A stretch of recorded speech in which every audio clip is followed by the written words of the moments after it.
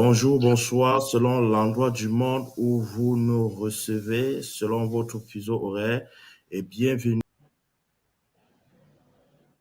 sur le club de la presse qui prend son envol. Installez-vous confortablement. Cette semaine, nous parlons de l'APA, Alliance politique africaine, ce nouvel organisme panafricain qui aurait pour mission de corriger toutes les imperfections de l'Union africaine et de réussir où l'Union africaine a échoué selon leur créateur.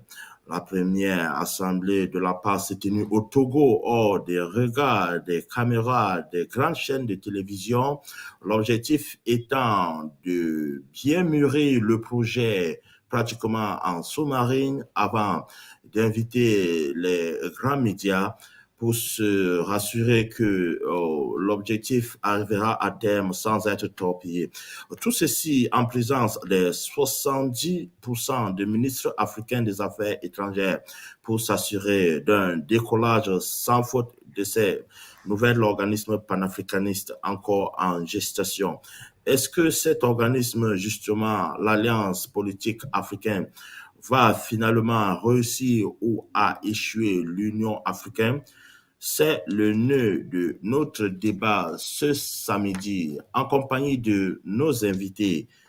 Papi Kabambu Koloko, candidat malheureux aux élections provinciales congolaises de 2018 et coordonnateur de...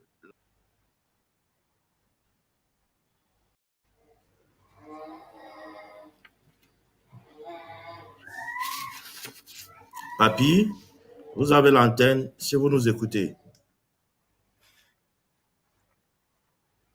Oui, je vous reçois, sauf que il y a eu un peu de perturbation de la connexion là.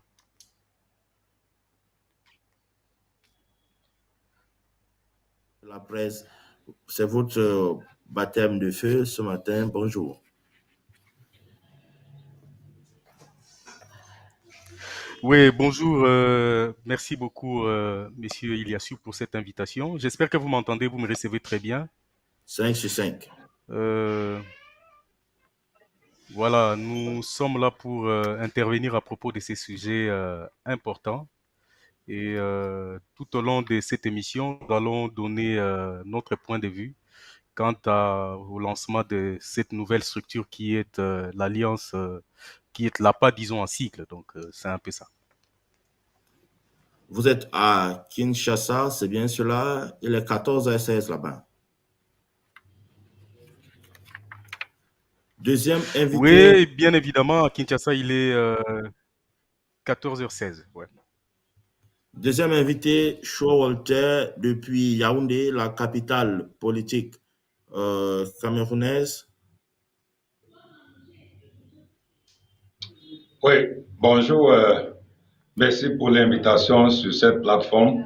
Je salue mon co-panéliste qui est du côté de l'Afrique de l'Ouest. Et je voudrais vous féliciter pour cette initiative de mettre une plateforme qui regroupe les gens dans le monde entier. C'est un privilège. Grâce à la technologie, je peux échanger avec vous dans l'Afrique du Nord et avec mon co-panéliste dans l'Afrique de l'Ouest. Ça a félicité. Et j'espère que je vais mobiliser les hypothèses qui permettraient à répondre à vos questions. Merci beaucoup. Voilà, merci Shaw Walter. Sans plus tarder, nous allons entrer dans le vif du sujet. Ce sera avec vous, Papi Kabambu Koloko. Quand on parle d'abord de l'APA qui a les ambitions de réussir là où l'Union africaine n'a pas réussi, quels sont les gages pour vous pour qu'une telle initiative puisse prospérer aujourd'hui?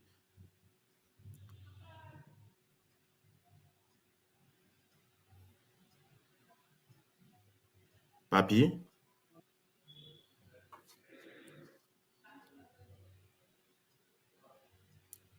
Papi, il a perdu la connexion. Nous allons commencer avec Showalter le temps que Papi se rétablisse.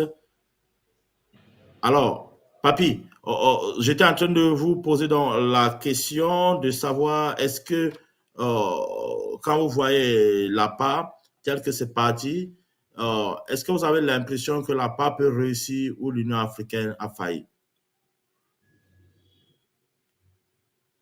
Papi, apparemment, on a beaucoup de problèmes de connexion avec lui. Shaw Walter, peut-être que vous allez répondre à la question en attendant qu'on essaie de reprendre Papi en repérage. Est-ce que vous avez l'impression que l'APA peut réussir où l'Union africaine a échoué? Oui, c'est possible parce que l'Union africaine a failli. D'abord, de prime abord, je voudrais d'abord dire que quand vous regardez le fonctionnement et l'organisation de l'Union africaine, depuis la signature des accords de Bretton Woods en 1945, à la fin de la Deuxième Guerre mondiale, après la conférence du mur du Berlin, vous comprenez que le monde a été divisé en plusieurs morceaux. Les parties de l'Afrique qui se retrouvaient à l'étranger et d'autres de l'étranger qui se retrouvaient en Afrique. Les organisations, parce que nous qui étions plutôt de l'Union africaine, nous étions d'abord à l'UNA, l'organisation de l'Union africaine, Quand vous interrogez une organisation et ses objectifs et sa mission et son métier, il faut d'abord interroger sur sa stratégie. Est-ce que depuis que l'Union africaine est là jusqu'à présent, l'Union a atteint ses stratégies, ses objectifs? Quelle était sa mission? Mais lorsque nous voyons sur les crises sociopolitiques dans plusieurs pays en Afrique, notamment au Burkina Faso, en RDC Congo, en Guinée-Conakry, en Guinée-Bissau, au Tchad, en République centrafricaine, au Cameroun, quelle est la position de l'Union africaine? Bon, le dirigeant est de l'Afrique de l'Ouest, si je ne me trompe pas. Ses missions déléguées en Guinée-Conakry n'a pas vu des fruits portés à résoudre vraiment le problème qui se retrouve pour les transitions, la gouvernance militarisée. Donc, l'Union africaine est corrompue et manipulée et sa loi est dictée par les pays étrangers. Notamment, vous connaissez qu'il y a la guerre entre les BRICS. Les BRICS, notamment, quand je parle des BRICS, je parle de l'Indonésie, la Chine, la Corée du Nord, le Brésil et autres. Maintenant, l'OTAN, la guerre qui s'oppose entre l'OTAN, à savoir les États-Unis et autres. Vous comprenez que l'Union africaine a perdu vraiment ses stratégies de pacification des zones en crise en Afrique. Mais là où la PAC, comme vous avez dit, est créée, elle va réussir là où l'Union africaine a échoué. À partir des hypothèses que j'ai mobilisées, que je vous ai démontrées avec des indices que nous voyons sur le terrain en Afrique. Mais le problème de l'Afrique la solution de l'Afrique viendra des Africains, pas de l'Occident. Parce que les BRICS et l'OTAN vont nous démontrer que nous sommes des esclaves. Or, depuis la mort de Jules XIV, qu'il a été égorgé, la Révolution française, la guerre entre la France et l'Angleterre, nous comprenons que l'Afrique, regardez d'abord Madagascar. Madagascar est au point d'interrogation de l'Afrique. Parce que l'Afrique, c'est un point d'interrogation. Et Madagascar est au bout de ce point d'interrogation. On interroge donc, parce que d'ici 2050, l'Afrique aura plus de 2 milliards 500 millions d'habitants. Selon les statistiques et le modèle et les formules et les rapports de la Banque mondiale, que l'accroissement démographique de l'Afrique, c'est 35 millions par an. Donc, d'ici 2050, l'Afrique va s'émerger et les solutions de l'Afrique viendront de l'Afrique, des Africains et pas des étrangers. Voilà pour le premier jet de parole. Je crois que de façon schématique, c'est comme ça que je pourrais vous soumettre mes analyses à ce sujet. Je vous remercie. Alors, Papi, Kabi Kakambu, je vais vous poser la même question. Vous êtes avec nous? Votre connexion apparemment dérange un peu. La question c'était est-ce que je suis avec vous. Voilà, la question c'est telle que l'APA est lancée. Avez-vous l'impression que l'APA peut réussir là où l'Union africaine a échoué? n'a pas entendu Alliance politique africaine. Oui, merci beaucoup. J'ai bien suivi mon frère qui venait de parler tout à l'heure là. Je pense d'abord, nous devons essayer un peu de revenir sur les missions de l'Union africaine. Si nous failli par rapport à l'attribution, en réalité, voyons un peu ce que l'Union africaine a pu apporter à la société africaine. Jusque-là, rien, ni en termes de gestion des conflits, ni en termes de développement. Donc, à mon humble avis, je pense que l'APA, si elle ne suit pas les lignes de l'Union africaine, l'APA peut bel et bien apporter quelque chose. Mais il faudrait encore que cet APA ne soit pas, disons, sous la direction de ceux-là qui ont eu à manipuler l'Union africaine, que nous ne puissions tomber sur les mêmes erreurs commises par l'Union africaine. Je peux vous parler de l'exemple de ce qui se passe en Afrique centrale. Voyons le cas du conflit de la RDC. Qu'est-ce que l'Union africaine a jusque-là apporté par rapport à ces conflits? Incapable de pouvoir résoudre les problèmes africains. Et je pense que ça ne sera pas le cas avec l'APA qui venait de voir, disons, ici en Afrique. Donc, je pense que elle peut faire quelque chose si elle est déterminée et si elle vient réellement pour résoudre les problèmes de l'Afrique et des Africains. Donc, c'est ce que je peux dire. C'est ça. Mais vous avez dit ceux qui manipulent l'Union africaine. Qui sont ceux-là, selon vous? Qui manipule l'Union africaine, Papy?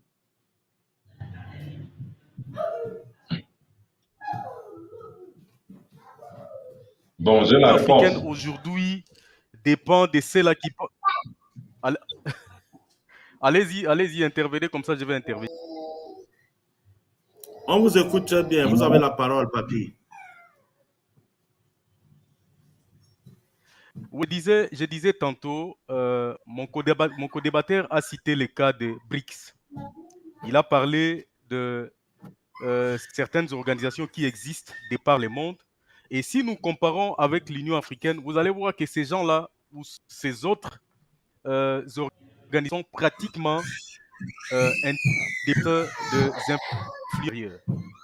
Mais ce n'est pas le cas pour l'Union africaine. Nous avons tout le temps la main tendue vers l'Occident. Nous avons tout le temps la main tendue vers ceux qui dirigent le monde. Et cela ne nous donne pas, je pense, la liberté ou ne donne pas à l'Union africaine la liberté de pouvoir agir pour l'intérêt des Africains. Voilà. Showalter, pour Papi Kabambou, il va presque dans le même sens que toi. Il pense que si l'Alliance panafricaine arrive étant libre, il pourra mieux progresser par rapport à l'Union africaine qui tout le temps va pleurnicher auprès de l'Union européenne qui, en principe, est un concurrent de l'Union africaine. Oui, bon, vous posez un problème d'une analyse géopolitique et géostratégique et géointellectuelle. Géopolitique, les BRICS, l'OTAN et l'Union africaine. Géostratégique, les intérêts économiques en Afrique centrale, en Afrique de l'Ouest.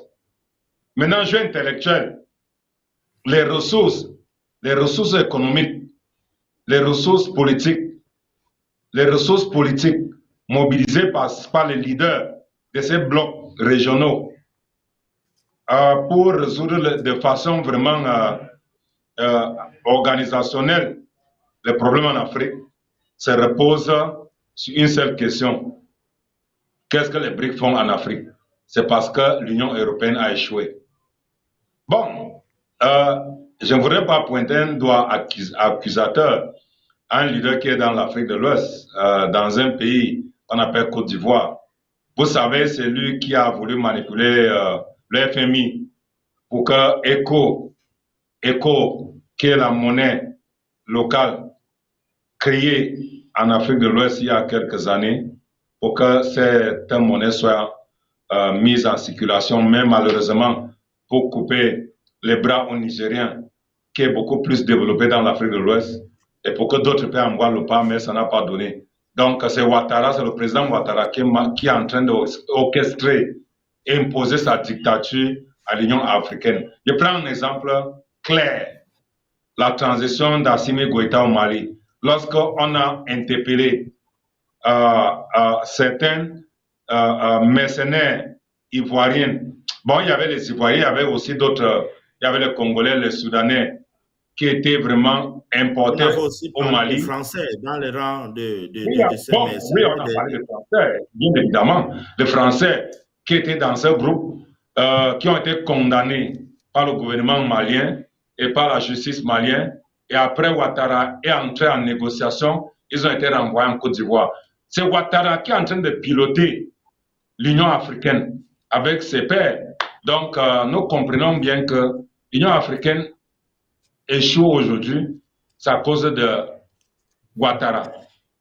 Bon, vous voyez tout le monde en train d'emboîter le pas pour modifier la Constitution.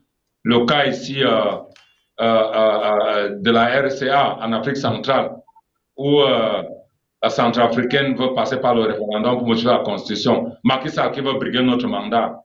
Ousmane Sonko qui est de la Casamance, qui a battu plus de 30 années de guerre. C'est un guerrier. Et aujourd'hui, bon, on est où? Jean-Pierre au Gabon. Martin Fayulu, qui est chez mon co-panaliste là. Vous comprenez que l'Union africaine n'existe plus. Donc, cette alliance, oui, cette alliance.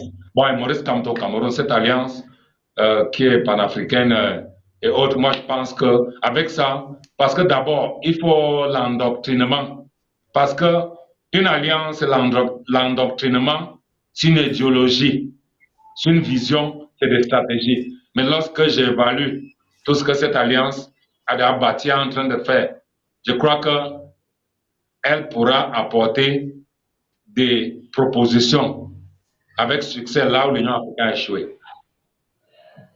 Alors, Papi Kabambu Koloko, il a cité, Showalter a cité beaucoup de défaillances, beaucoup de choses qu'aurait dû régler l'Union africaine dans sa forme actuelle, qui n'a pas pu. Est-ce que vous avez l'impression que si les Africains prenaient le financement de leur organisme en main, ça n'irait pas mieux? Parce qu'on a l'impression que tout tourne autour de l'argent, puisqu'ils prennent des financements auprès de l'Union européenne. Est-ce qu'on peut véritablement parler d'un organe panafricain tant que c'est financé par l'Union européenne?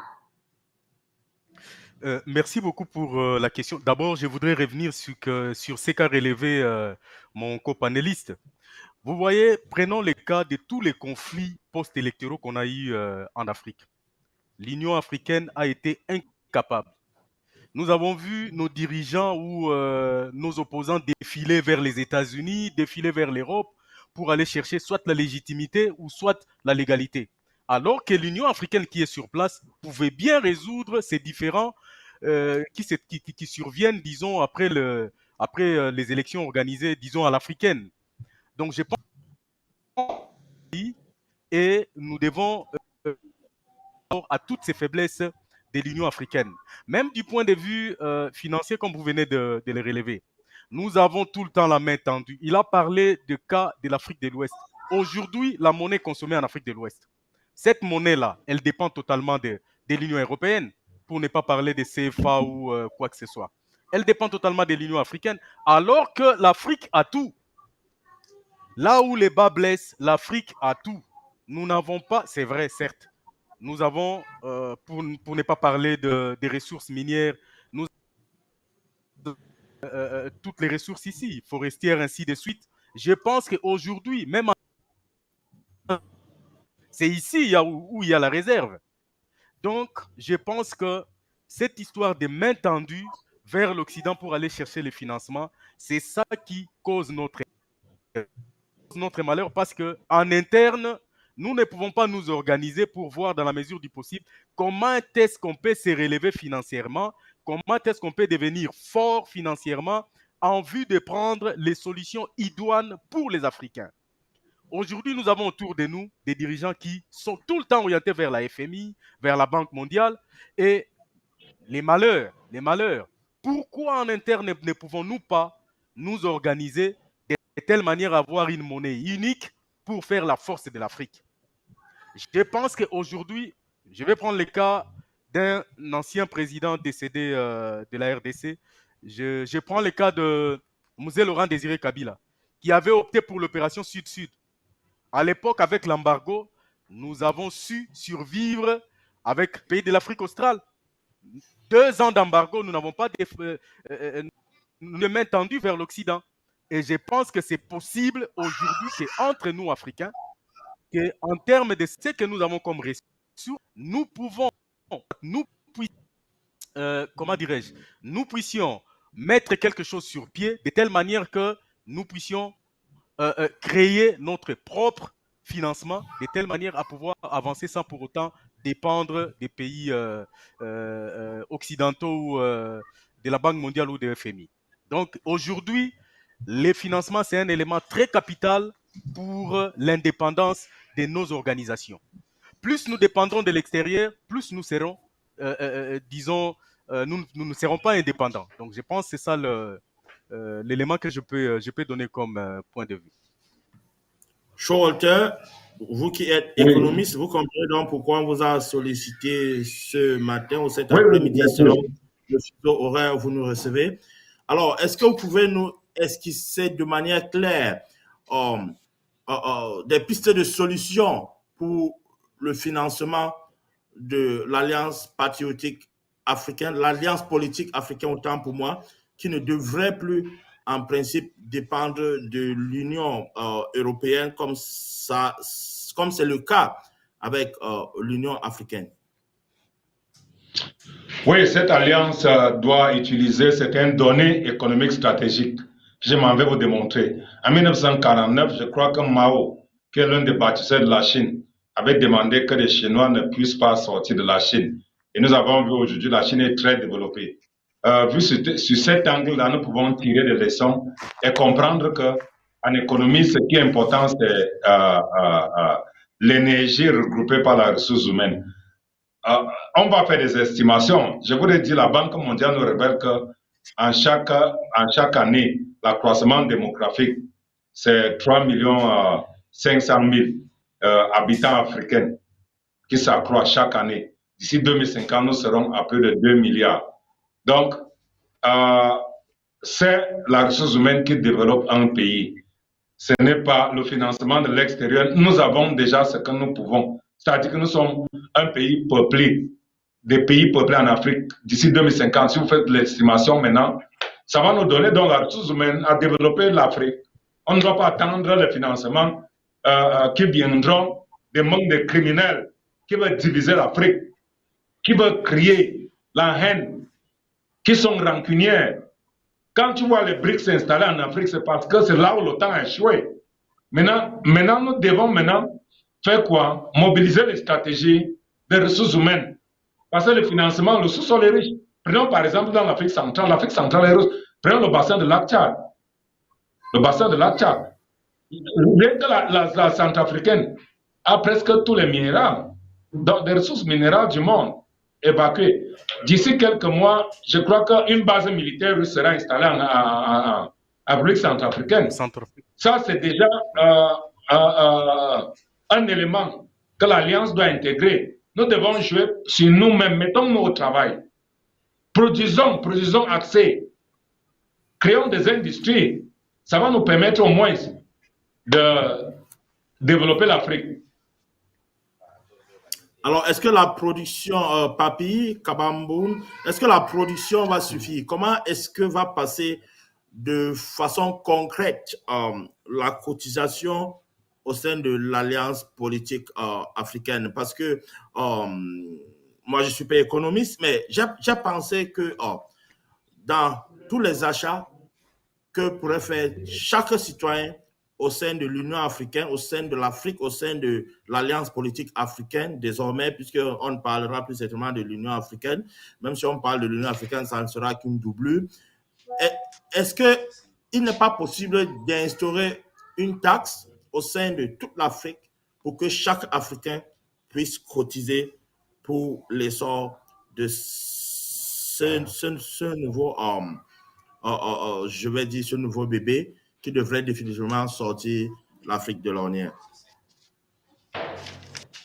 Oui, je pense que c'est une idée, mais comme on dit mon co-débatteur, je voudrais relever un point qui en termes de croissance démographique, l'Afrique a une croissance galopante.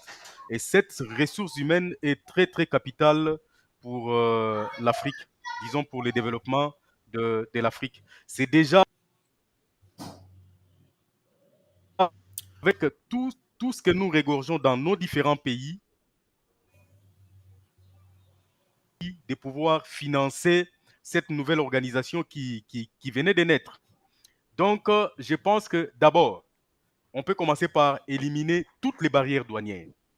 Si aujourd'hui, je suis en mesure d'importer les vivres à partir du Cameroun, Cameroun, ça passe par les Gabon. Gabon, ça vient vers le Congo-Brazzaville. Congo-Brazzaville, ça regagne Kinshasa. Ce serait déjà quelque chose de cas pour les Africains. Si aujourd'hui, un Centrafricain est en mesure de prendre son carburant à partir de Kinshasa sans qu'il y ait des mesures douanières, ce serait déjà un grand pas pour les Centrafricains. Je pense que si nos pays sont organisés, en interne, nous pouvons facilement soutenir cette organisation qui vient de naître. Oui, exiger une taxe, c'est vrai, toutes les populations n'ont pas les mêmes ressources, toutes les populations n'ont pas les mêmes moyens. Plutôt au niveau de nos dirigeants, ils peuvent s'organiser, ils peuvent voir comment est-ce qu'on peut soutenir cette nouvelle organisation qui ne va pas aller dans le sens de l'Union africaine, mais plutôt dans le sens de résoudre les déshydratats de peuples africains. Parce qu'aujourd'hui, on est comme emprisonné. Voyez, mon co-débatteur a cité le cas des BRICS qui veulent s'imposer maintenant en maître en lieu et place de l'Union européenne qui a échoué. Pourquoi tout ce monde veut s'ériger en maître absolu en Afrique? Quand est-ce que nous, Africains, allons prendre notre destinée en main? Non, nous ne pouvons plus continuer de dépendre de la Chine. Parce que la Chine viendra nous imposer. Je ne veux pas parler d'autre chose parce que la Chine, quand elle vient avec son financement, elle nous impose. Tout ce que nous voyons, ce n'est pas la réalité de ce qui se passe. Les Brésil mais d'aucuns vous diraient que, Papi, d'aucuns vous diraient que, avec la Chine, on voit quand même, on voit les réalisations, on voit les stades, on voit les palais de sport presque dans toutes les capitales africaines. Mais avec l'Union européenne ou la France, si vous voulez, il n'y a vraiment rien de concret. On vous parle des programmes pratiquement fantômes. On ne sait jamais où va. On parle de contrat des endettements, des engagements, quelque chose comme ça que je ne parviens même pas à retenir. Et là où tu n'as jamais vraiment vu où est parti l'argent. Mais alors qu'avec la Chine, on voit quand même s'ils prennent, on ne dit pas qu'ils ne prennent pas. Ils prennent, mais on voit quand même les réalisations. Comment est-ce que vous répondez? Qu'est-ce que vous répondez à cela? Je ne voudrais pas vous poser cette question, Monsieur Iliassou. Est-ce que les peuples africains se retrouvent dans ces contrats? Vous parlez des stades, vous parlez des différents bâtiments érigés par la Chine. Est-ce que ces contrats est-il gagnant-gagnant? C'est la question que je pourrais vous poser. À vous de nous répondre. Oui, justement, je vous épargne de cette question. Mais je voudrais vous dire que les populations autochtones ne bénéficient pas de ces contrats. Là où les autres tirent des ressources, les autochtones devraient en bénéficier en termes de besoins locaux de base. Je pourrais parler en termes d'écoles, en termes de routes, en termes d'hôpitaux. Vous me parlez des stades, je suis bien d'accord avec vous. Mais allons au Katanga, là où se trouvent les Chinois, là où ils sont en train d'épuiser les minéraux. Allons à l'est, ils sont en train de travailler. Y a-t-il des écoles? Y a-t-il des hôpitaux? Y a-t-il des routes? Non, mais mon frère, je pense qu'à un moment donné, nous devrions réfléchir. Nous ne refusons pas les partenariats avec les membres de BRICS. Mais c'est que là puisse bénéficier aux populations autochtones. Les stades, les bâtiments, c'est bien beau. Mais nous voulons les besoins locaux de base, les écoles, les routes, les hôpitaux. Et d'ailleurs, je pense qu'à mon avis, nos gouvernements peuvent eux-mêmes construire ces écoles-là, n'est pas attendre les partenariats chinois, brésiliens ou autres pour pouvoir construire ces écoles ou ces routes. Donc, pour les bâtiments, certes, c'est vrai, ils les font, mais je voudrais que ces contrats-là soient améliorés, que ça soit réellement gagnant-gagnant. Oui, c'est exactement ce que je voulais de vous répondre. Oui, Walter, allez-y. Oui, ma préoccupation est celle de savoir quel est le positionnement idéologique, géostratégique de l'Alliance par rapport aux BRICS et à l'OTAN. Là viendra maintenant une raison fondamentale de convaincre l'opinion publique et battre l'Union africaine là où il a échoué. Voilà ma préoccupation. Il faut d'abord ça, c'est le préalable. Alors, la préoccupation, c'est certainement vous qui allez nous donner, puisque c'est moi qui pose les questions, vous répondez. Oui, donc, je pourrais expliquer. Allez-y donc. Je pourrais expliquer que ça entre dans des solutions, que l'Alliance va réussir là où l'Union africaine a échoué. Justement, si l'Alliance, ça ce sont des hypothèses que je mobilise, si l'Alliance adhère à l'idéologie du positionnement des BRICS en Afrique, le résultat sera à 100%. Parce que l'OTAN est responsable de la division et des guerres civiles en Afrique. Vous prenez la France et la Libye, la France, le Tchad, la France, Guinée, Conakry. On a vu en Congo-Brazzaville où le président Sassou s'est déplacé avec 1 milliard. Quand la maison de cette église s'est incendiée, on a eu l'incendie en France il y a quelques années. Les présidents africains sont déplacés avec des mallettes d'argent pour aller au moins donner cet argent en France, pour quand même de ne pas pleurer ce qui est arrivé en France. Vous comprenez donc que la France est dans l'OTAN et la France est en train de faire tous les manœuvres en Afrique pour regagner ses positionnements géostratégiques. Donc l'Alliance doit adhérer à l'idéologie des BRICS et il y aura des industries en Afrique. Les ressources humaines que nous en donnons en Afrique, ils vont utiliser pour créer vraiment le développement et on va s'émerger d'ici 2050. Ça, ce n'est que la seule condition fondamentale de s'aligner derrière les BRICS. Voilà ce que je voudrais dire. Papi, je vous ai vu sourire quand Cho a demandé qu'on s'aligne. De ces points de vue, s'il vous plaît, oui. Oui. En fait, qu'est-ce que je voulais dire par là? Moi, je pense qu'on ne peut pas remplacer l'OTAN par une autre organisation. Nous ne pouvons pas continuer à nous aligner derrière les organisations. Je pense qu'il est plus que temps l'Afrique doit devenir... Non. Allez-y. Je ne vous coupe pas, chers confrères, chers co-panélistes. Je voudrais seulement dire que nous devons... la solution de l'Afrique vient de l'Afrique, je suis d'accord avec vous. Mais il faut...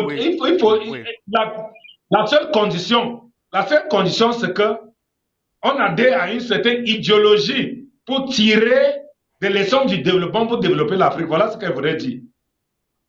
Je suis tout à fait d'accord sur ces points sur ces points de vue-là, je suis tout à fait d'accord. Nous devons emprunter les idées des BRICS pour pouvoir en faire nôtre. Je suis tout à fait d'accord. Mais c'est que je ne voudrais pas qu'on continue à avoir la main tendue et que ce soit les idéaux, c'est de prendre les idéaux des autres, de pouvoir les analyser et voir comment est-ce que nous, Africains, nous pouvons capitaliser ces idéaux-là. En termes d'industrie locale, en termes des échanges entre nous, Africains, en termes comment dirais-je, d'élimination des barrières douanières, ainsi de suite. Sur ces points de vue-là, je suis tout à fait d'accord. Mais il faudrait encore que nous ayons, c'est-à-dire le peuple, pas des imposteurs. C'est-à-dire les gens qui sont là pour les soucis des peuples, les gens qui sont là pour résoudre les problèmes des peuples, les gens qui sont là pour développer nos pays. Donc, c'est un peu ça.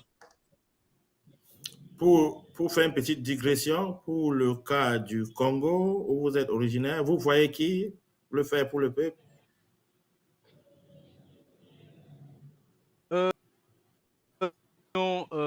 Je dirais très, très capital pour les Congolais. Il y a beaucoup de Congolais qui peuvent, disons, qui ont les soucis du développement de la RDC, du développement de l'homme congolais. Il y a beaucoup de Congolais Comme qui qui, peuvent par le exemple? faire. Je ne saurais pas vous citer les noms ici, mais néanmoins, je pourrais vous dire qu'actuellement, nous ne sommes pas encore à ces stades-là. Attendons, quand on va lancer comment dirais-je, Les les élections? séances électorales, disons, vers les élections, c'est là où peut-être nous pourrons revenir vers vous pour vous dire que nous pensons à notre niveau que la personne capable de défendre les idéaux et les intérêts des Congolais et celle-ci. Donc, c'est un peu ça. Mais actuellement, les choses ne vont pas comme on les voudrait. Donc, c'est un peu ça. Pour revenir au débat avec vous, Chouo Walter, pensez-vous véritablement que l'Union européenne va lâcher l'Union africaine pour que la part puisse se constituer? Bon, c'est très compliqué parce que l'Union africaine, où se trouve le FMI? C'est en Europe. Où se trouve la Banque mondiale? C'est en Europe. Mais vous parlez même de quoi là? Vous parlez de quoi? Moi d'ailleurs, si vous permettez, avec nous. exactement, c'est ce que je voudrais dire. Non seulement, monsieur William, l'Union européenne ne nous nourrit pas, mais cette union-là dépend de l'Afrique. Parce que sans l'Afrique, cette union-là va disparaître. Parce que c'est grâce à l'Afrique. C'est l'Afrique qui est la mère nourricière de cette union-là. Je suis d'accord. Il puise en Afrique. Et sans nous, mais voyons, nous visitons ces pays-là. Nous voyons comment ils sont, c'est sans ressources pratiquement. Donc oui, si ces relations-là sont... Je pense que nous, c'est à notre avantage, mais de l'autre côté, ils vont en souffrir parce qu'ils dépendent totalement de l'Afrique. Même s'ils ne veulent pas nous le prouver, mais ils dépendent totalement de nous.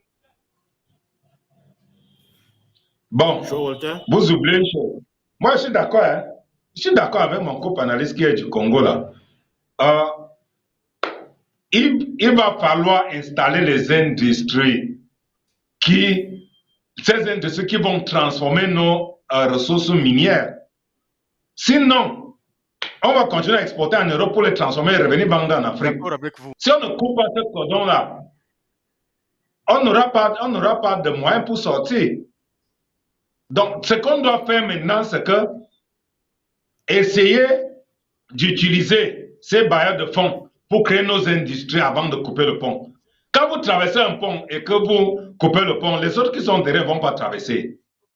Laissez tout le monde traverser d'abord. Qu'est-ce que je voudrais dire par là? Mobilisons les fonds.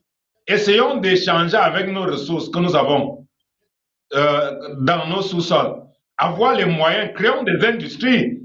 Et maintenant, quand nous avons déjà des moyens, nous mettons les gens au travail avec une vision et on dit c'est terminé avec l'Union européenne.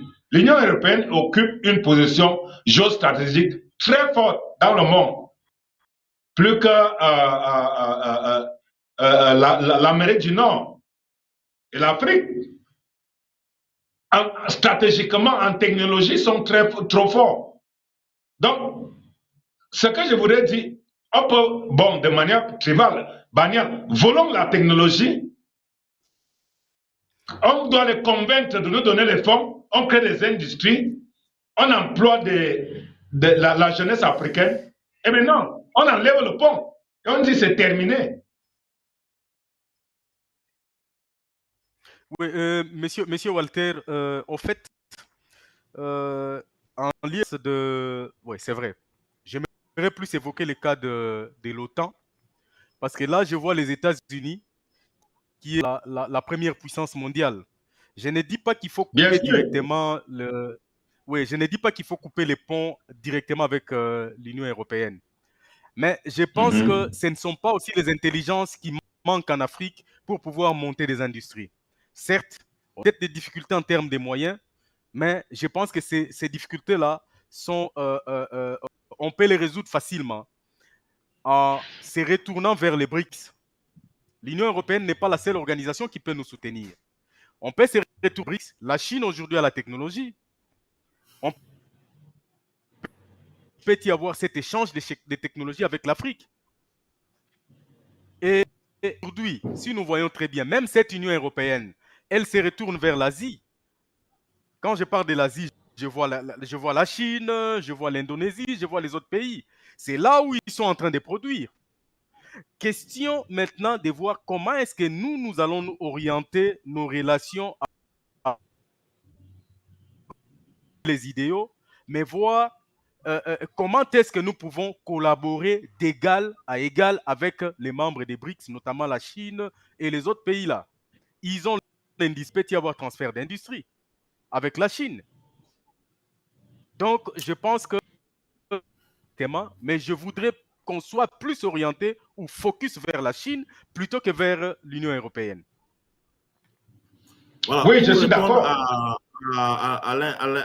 à l'inquiétude du docteur Showalter, avant de lui redonner la parole. Une banque africaine qui existe déjà, qui a les ambitions d'être pratiquement comme le FMI, ça s'appelle Afrexim Bank. C'est une banque africaine qui a un système de paiement. Elle existe déjà depuis le 30 juin 2022, qui avait un système de paiement pratiquement équivalent au système SWIFT, le fameux SWIFT que vous connaissez. Et il y a déjà une dizaine de pays africains qui sont abonnés là-dessus, qui sont en train d'expérimenter. Donc, il va seulement falloir un peu de sérieux et de patriotisme de la part des dirigeants africains pour pouvoir s'accrocher à cette nouvelle banque qui n'a rien à envier du FMI, qui tire pratiquement toutes ses ressources, ses lingots d'or des minerais africains. Showalter, vous pouvez continuer. C'était juste pour répondre à cette préoccupation. Le système de paiement en question s'appelle le système PAPS, P-A-P-S-S, qui est l'équivalent de SWIFT. Voilà. Cher copanéliste, monsieur le modérateur, vous m'avez appelé économiste. Un économiste parle en fonction des données qu'il a à sa position et des indices avant de faire une analyse pour dire si ça va donner ou ça ne va pas donner. Et il y a des préalables. Il y a des préalables dans chaque stratégie, il y a des préalables dans chaque mission. Donc, il y a des conditions. Il y a des conditions à remplir avant d'atteindre un objectif. Je vous dis donc que tous nos bailleurs de fonds sont basés dans le temps. La technologie, oui, très élevée dans les BRICS. Mais maintenant, n'oubliez pas que le développement vient d'un pouvoir stable. La gouvernance militarisée qui est en train d'être pratiquée dans l'Afrique de l'Ouest, qui va bientôt commencer dans l'Afrique centrale, avec des signes de coup d'État.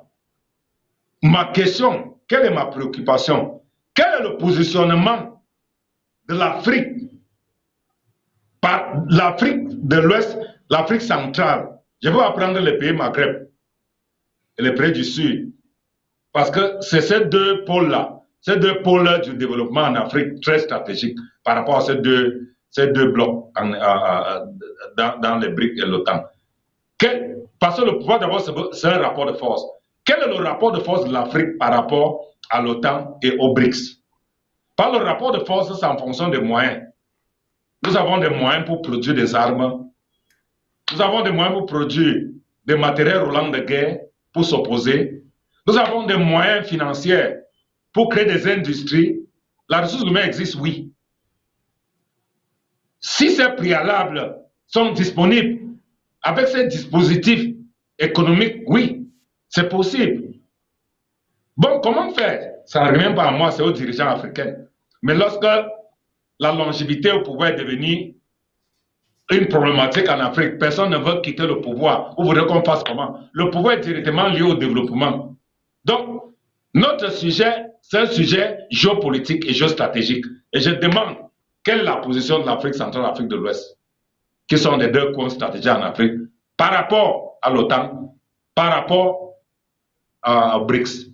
Voilà ma préoccupation. Dès qu'on a un bon positionnement géostratégique, on peut décoller.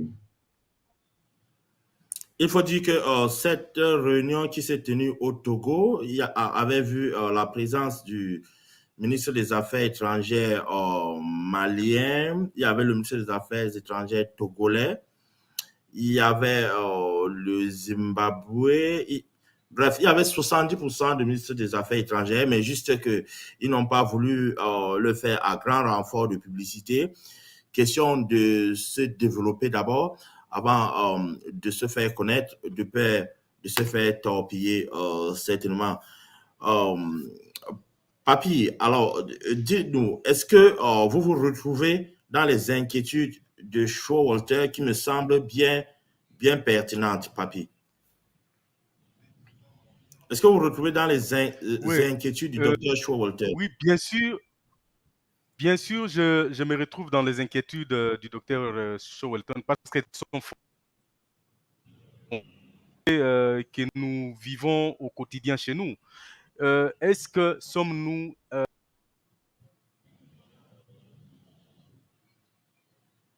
la connexion qui nous joue des tours avec Papi Kabambo Koloko. Nous avons des soucis avec notre connexion satellitaire. Showalter, pendant qu'il revient, est-ce que vous pouvez nous entretenir sur le mode opératoire exact qu'il va falloir mettre sur pied? Je suis là. Pour l'adhésion. Oui, je crois que mon co-analyste est là. Oui, elle est revenue. Papi, vous pouvez continuer? Oui, vous pouvez continuer. 5 sur 5. Oui, je disais, je me retrouve totalement dans les inquiétudes de mon co-débatteur parce qu'elles sont bel et bien fondées. Aujourd'hui, nous ne pouvons pas dire que nous sommes à même de pouvoir évoluer sans l'OTAN ou sans l'Union européenne ou sans les États-Unis ou soit sans la Chine.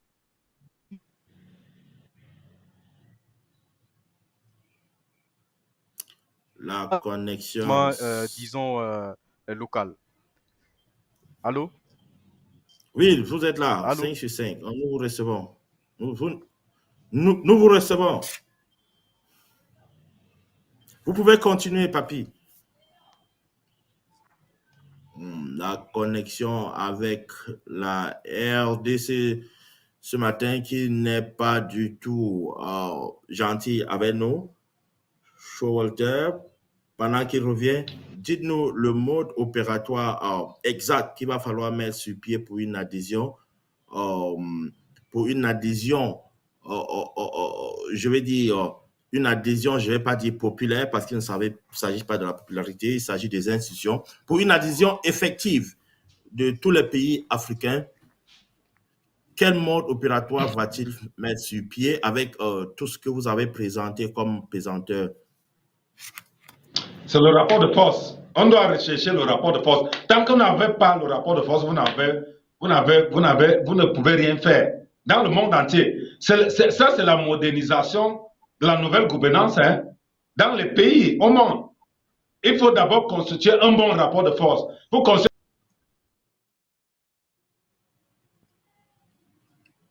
Décidément, Yaoundé qui a les mêmes soucis que Kinshasa ce matin. Pendant ce temps, un bon rapport de force, faire lobbying des chefs de... C'est tout. Voilà. Il faut un bon rapport de force, c'est tout. C'est la réponse que je peux vous donner. Il faut un rapport de force efficace. Et pour avoir un rapport de force, il faut des lobbying. Les lobbying peuvent être endogènes ou exogènes. Ça dépend de la mission de l'Alliance. Alors, Papi Kapambo, dans les lobbying, il faut des moyens. Oui, oui, je disais désolé pour ces désagréments liés à la mauvaise connexion. Je pense que mon co-panéliste a tout à fait raison. Je me retrouve dans ces soucis. Pourquoi? Parce que ces inquiétudes sont fondées. Ces inquiétudes sont fondées. L'Afrique, aujourd'hui, ne peut pas se décoller seule parce qu'elle n'a pas assez de moyens. C'est vrai, les potentielles ressources, nous les avons. Mais sauf que du concret, nous n'avons pas du concret. D'où l'intérêt de pouvoir interagir avec les autres. Mais cette interaction doit être sur des bases légales. Donc, nous ne pouvons pas aller tête basse. En termes des rapports de force, il faut qu'il y ait un équilibre entre les interlocuteurs en face de l'Afrique. Il faut vraiment qu'il y ait un équilibre. Mais c'est que nous constatons que quand nous allons dans ces négociations-là, nous allons toujours la main tendue, d'autant plus nous sommes en difficulté financière. Mais ça doit cesser. Ça doit cesser. Les ressources, ça nous appartient. Et quelque part, nous devons avoir un mot à dire lorsque nous allons dans ce type de négociations avec les autres organisations. Donc, je pense que de ce point de vue, peut-être nos organisations ont failli, mais avec l'APA, je pense que les choses seront définies autrement et nos gouvernements prendront maintenant les responsabilités de pouvoir négocier, disons, sur un rapport de force équitable. Donc, c'est un peu ça. Deuxième question, puisque votre connexion a dérangé, on a dû évoluer sur deux questions avec le docteur Scholter quand votre connexion dérangeait. La deuxième question pour vous, Papi Kapambu Kololo, est celle de savoir quelles sont les stratégies qu'il faudrait mettre sur pied pour que les pays adhèrent efficacement, pour qu'on soit sûr que le train prenne son envol au même moment et à la même vitesse dans toutes les capitales africaines, selon vous? Pour cette question, je pense que la première des choses, il faut garantir l'indépendance de chaque pays. Bien qu'étant dans cette organisation, mais chaque pays doit être indépendant. Et la deuxième des choses, il faudrait éliminer tout ce qu'il y a comme barrière douanière ou autre. La troisième des choses, il faudrait que nous ayons localement une banque où tous les pays vont contribuer, disons, à part égale. Et puis, la quatrième des choses, il faudrait qu'il y ait une confiance mutuelle entre nos différents pays. Donc, je pense que ce sont là les quelques éléments que moi, je peux poser comme fondement pour la bonne marche de cette nouvelle structure qui est l'APA. Je crois que nous entamons définitivement notre dernière ligne droite dans cette émission. Et la question va se poser au niveau,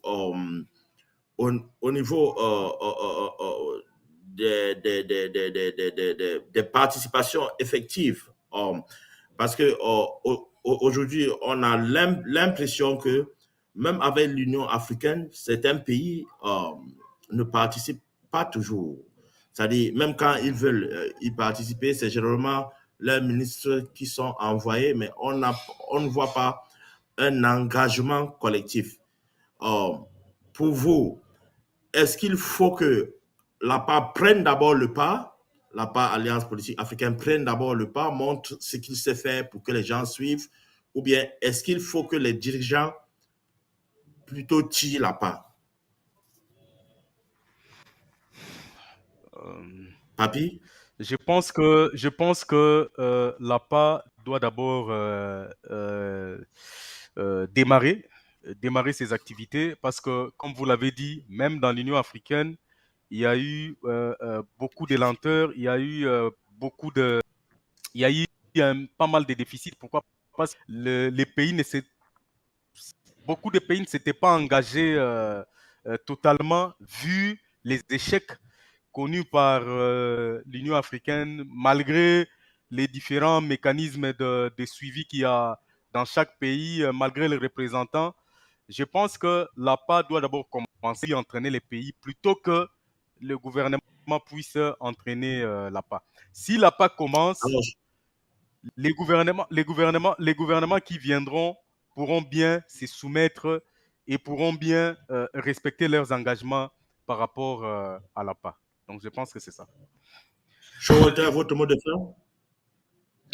Oui, je pense que l'Alliance politique africaine, d'abord, pour convaincre les chefs d'État, doivent présenter un projet bien établi, détaillé, à des chefs d'État qui influencent l'Union africaine. C'est d'abord le premier pas. Ces chefs d'État qui influencent l'Union africaine, s'il n'a pas réussi à les convaincre en présentant sa vision politique pour l'Afrique, sa vision de développement, sa vision économique, cette idéologie sera vendue et l'Union africaine sera remplacée. Ça dépend maintenant des têtes pensantes de la part. Moi, je ne connais pas encore ses capacités intellectuelles, mais je peux suggérer que mettez en place une stratégie, une vision, un bon projet détaillé qui peut influencer, attirer les chefs d'État qui influencent l'Union africaine. Voilà, je pense que il n'y avait pas meilleure conclusion. C'était le Club de la Presse, édition de ce 17 juin 2023, avec Papi Kabamboun Kololo, qui est candidat malheureux aux élections provinciales du côté du Congo, et le docteur Showalter, qui était notre économiste stratège ce matin. Pour regarder Nia TV, vous avez toutes nos différentes plateformes. Nia TV est disponible sur Duplex Play, IPTV, iBoss Play, Roku TV et bien d'autres plateformes. Et vous pouvez également nous regarder très rapidement en scannant le QR code juste en bas à gauche de l'écran. Cette émission est une supervision générale du PDG Nganyan Chabon. Il est ingénieur, premier réalisateur pour la télévision italienne Rai Italia, premier à faire passer la musique africaine dans une chaîne de télévision italienne dans les années 82. Tenez-vous tranquille. Il est créateur donc de Mia TV US, où vous nous recevez aujourd'hui en direct, première chaîne panafricaine, culturelle et sportive aux États-Unis d'Amérique et dans le reste du monde. Il est propriétaire de 4 brevets d'invention. Mia TV, aujourd'hui, c'était la première diffusion. La rediffusion aura lieu dimanche 10h, heure de Washington, D.C., 15h, heure de Kinshasa et Yaoundé. Prenons rendez-vous la semaine prochaine pour un autre débat encore panafricain. Certainement que nous allons garder nos 2 invités d'aujourd'hui parce que ce sera une espèce de prolongation du débat de ce matin. Nous allons parler de ce qui se passe au Mali et au Burkina Faso, puisque le Mali vient de sommer l'ONU, ça c'est une information en exclusivité, le Mali vient de sommer l'ONU de quitter son territoire et je crois que nous allons parler de cela la semaine prochaine. Restez calés sur Mia TV US, ne décrochez pas et à la prochaine. Bye bye. Merci. Bye bye. Merci. Merci.